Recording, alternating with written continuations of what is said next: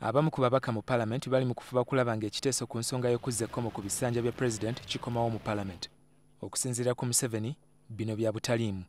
My view is that it is a lot of nonsense, because as long as there are elections, the people should elect. Museveni azze ategeeza nti abalina ebirowoozo ng'ebyo baagala kuggya ggwanga ku mulamwa gwa nkulaakulana.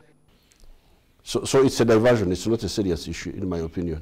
Ku ntandikwa y'omwaka guno, bannaddiini baavaayo nabo ne batandika okwogera ku bukulembeze bwa Museveni, ng'abamu bagamba nti mu 2016 teyandikomyewo. Bannaddiini Museveni abayise beemanyi, abagenda ku bituuti ne boogera bye basanze, n'ategeeza nti bamwogerera naye olumu alivaayo n'aboogerera mu lujjudde. But I think the arrogance of going on the pulpit and giving me a lecture about something I know better than they do is something they should check themselves on. But when you go in public to give me a lecture, one day I will also give you a counter lecture. Agamba nti balina eddembe okubeera n'endowooza zaabwe ku bigenda mu maaso, nti naye bafubenga okumutuukirira mu buntu ng'omugenzi Kardinal Nsubuga bwe yakolanga.